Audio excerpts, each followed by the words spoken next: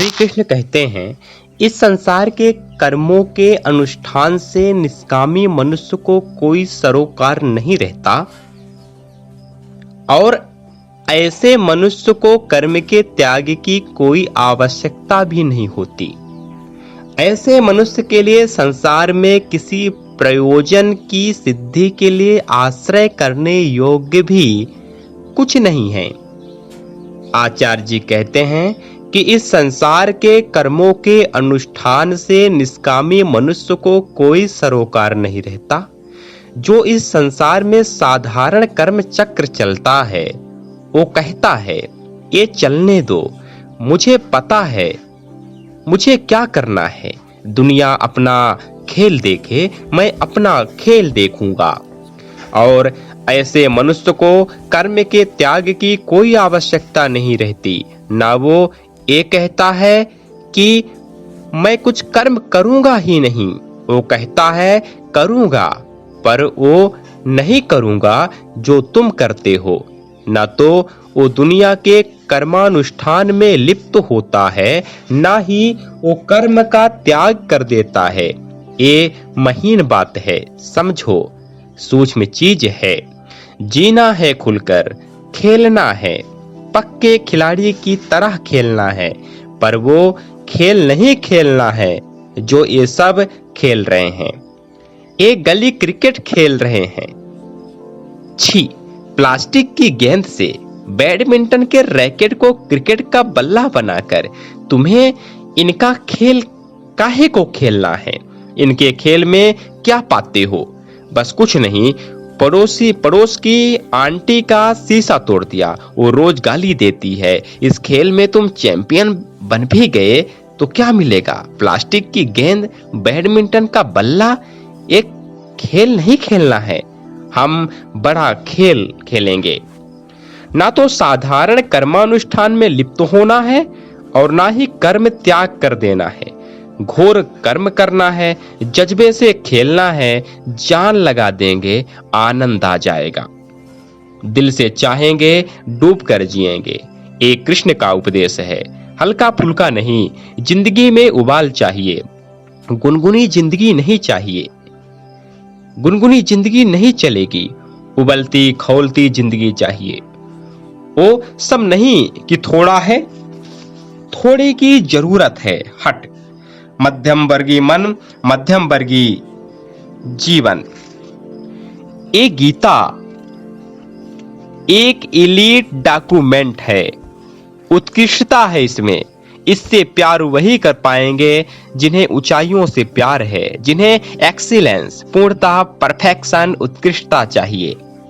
जिनको ऐसे ही बीच में पड़े रह जाना है, मिडलिंग, मध्यम वर्गीय, मीडियोकर, उन्हें गीता रुचेगी ही नहीं। वो कहेंगे क्या है, ठीक है, ऐसे ही चल तो रहा है, क्या हो गया, छोटू चाय पिला दे, हो गया।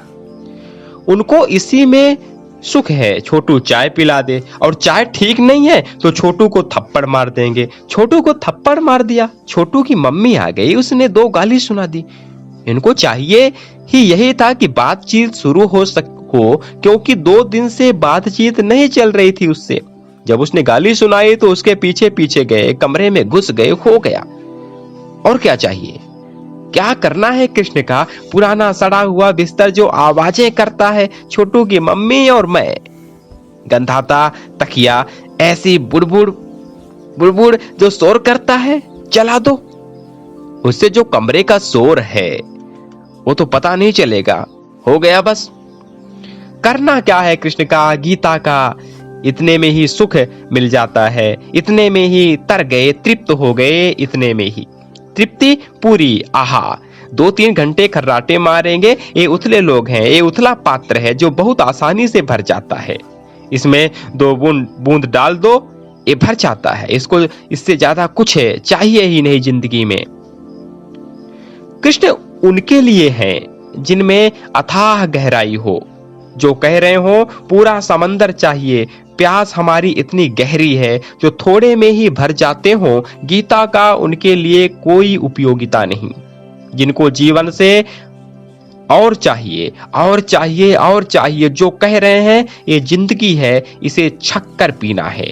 कृष्ण उनके लिए हैं। नहीं समझ में आ रही है बात? और यही वजह है कि जो कृष्ण का प्रचलित रूप है, भारत में जो स्वीकार रूप है, वो गीता का बहुत कम है। भारत ने कृष्ण को स्वीकार तो खूब किया, पर किस तरीके से? बंसी बजैया, माखन चुरैया, बाल गोपाल, सुदामा के मित्र, ग्वालों के सरताज, गोपियों के साथ क्रीड़ा कर रहे हैं। नन्हे से गोपाल वो इधर उधर जाकर मटकी फोड़ती, बछड़े के साथ खेलने लग गए। भारत को कृष्ण का वही रूप ज्यादा पसंद आया, क्योंकि गीता के कृष्ण बहुत खतरनाक हैं। गीता के कृष्ण में और ये जो कृष्ण का प्रचलित रूप है, इनमें वास्तव में कोई समानता है ही नहीं, कोई मेल है ही नहीं। बल्कि भारत ने तो ये कर दिया कि घरों में महाभारत मत रखना, लड़ाई हो जाती है। महाभारत नहीं रखोगे तो गीता कैसे रखोगे बेटा? और फिर गीता रख ली तो महाभारत भी रख ली। गीता तो महाभारत का ही अंश है। कृष्ण के साथ, वास्तविक कृष्ण के साथ हमने ये सलूक किया है।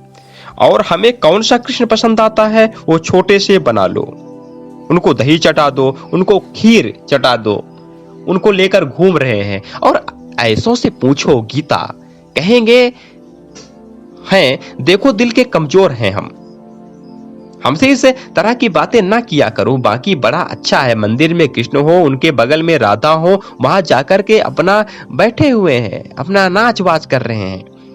मैं तो इतनी बार पूछता हूं, कृष्ण ने अर्जुन को नाचने को काहे नहीं बोले? अगर जो तुम कर रहे हो वो कृष्ण की सीख है, तो कृष्ण अर्जुन को बोलते सबसे पहले तो बाल घुटाओ, उसके बाद लगो नाचने बीच में, हरे रामा हरे कृष्णा बोलकर लगो नाचने, नाचो खूब नाचो। कुरुक्षेत्र में अर्जुन नाच रहा है। क्या कृष्ण ने सिखाया? और क्या कृष्ण के नाम पर हम कर रहे हैं? क्योंकि असली कृष्ण हमारे लिए बड़े खतरनाक है। वो तोड़ देते हैं हमें। वो कहते हैं बाकी सब छोड़, ममेकम शरणम व्रज।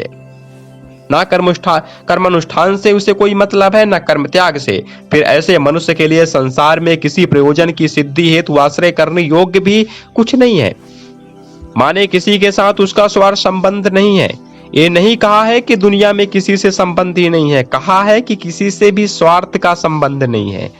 समझो, अब दिक्कत ये हो जाती है कि हमारे बहुत सारे संबंध हैं, पर सब स्वार्थ संबंध है। तो जब कहा जाता है संबंध तो रखो, खूब रखो, लेकिन स्वार्थ संबंध मत रखो, ये ठीक नहीं है। तो हम बगले झांकने लगते हैं, क्योंकि स्वार्थ हटा दिया तो हमारा एक संबंध गिर जाएगा। कृष्ण कह रहे हैं संबंध तो पूरी दुनिया से रखो, और गहरा रखो, प्रेम का रखो, स्वार्थ का मत रखो बस। फिर गीता इसलिए खतरनाक हो जाती है ना? स्वार्थ माने कोई लाभ की बात नहीं होती। आपके स्वार्थ में आपका लाभ नहीं है, आपके स्वार्थ में आपका नुकसान है। इसलिए आपको कहा जा रहा है स्वार्थ हटाओ। अध्यात्म इसलिए नहीं है कि जहां जहां पर आपको मजा आ रहा हो वहां वहां पर मजा कैंसिल कर दिया जाए। लोगों को ऐसा ही लगता है, माँ बाप को पता चलता है कि लड़का अध्यात्म की ओर जा रहा है, आचार्य जी के शिविर में चला गया तो मातम हो जाएगा। बिल्कुल, स्वार्थ छोड़ना है, छोटी चीज छोड़नी है बड़ी चीज पाने के लिए। स्वार्थ जानते हो कैसा होता है? स्वार्थ ऐसा होता है जैसे कि मैं इस माइक का इस्तेमाल करने लगूं पेपर वेट की तरह। ये माइक बहुत कुछ कर सकता है ना, पर स्वार्थ उससे बस छोटा सा कोई लाभ लेना चाहता है, क्षुद्र लाभ। आपके पास मोबाइल हो, मान लीजिए महंगा वाला एप्पल का है, और इस्तेमाल उसका आप कैसे कर रहे हैं? पेपर वेट की तरह। स्वार्थ ऐसा होता है कि जहां बड़ा लाभ हो सकता था, वो बड़ा लाभ गंवाकर आप उससे कोई छोटा लाभ ले रहे हैं। यही स्वार्थ होता है।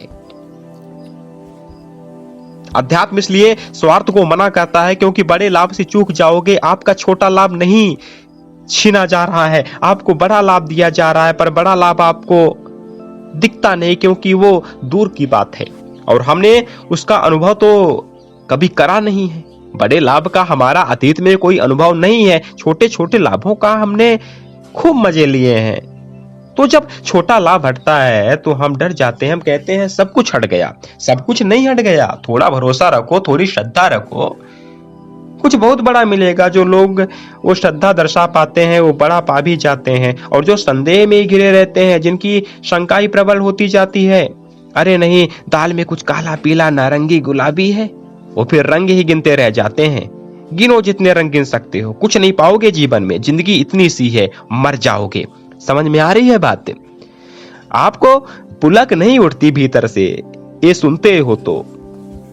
ऐसे मनुष्य के लिए संसार में आश्रय करने की अब कोई बाध्यता नहीं रह गई। किसी प्रयोजन की सिद्धि है तो आश्रय करने योग्य कुछ नहीं बचा। आश्रय करने योग्य माने किसी के स्वामित्व ग्रहण करने योग्य। जब आपके पास बड़ी कामनाएं रहती हैं ना, तो आपको झुकना पड़ता है। कृष्ण यहाँ पर कह रहे हैं जो ऐसा हो जाता है जैसा मैं बता रहा हूं, उस आदमी को अब जिंदगी में कभी झुकना नहीं पड़ता, उसे किसी का आश्रय नहीं लेना पड़ता। क्यों?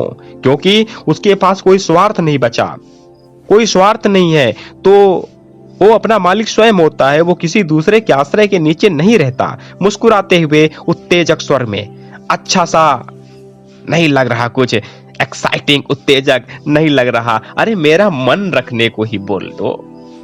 श्रोतागण हंसने लगते हैं। दबकर नहीं रहने का मजा नहीं आ रहा है, दबना क्यों पड़ता है? जब स्वार्थ होता है तो दबना पड़ता है। बस इतनी सी बात बता रहे हैं। और मौज आ जाती है जब निर्द्वंद जीते हो, निर्भय हो करके। अब वो कर सकते हो जो सही है तो करो।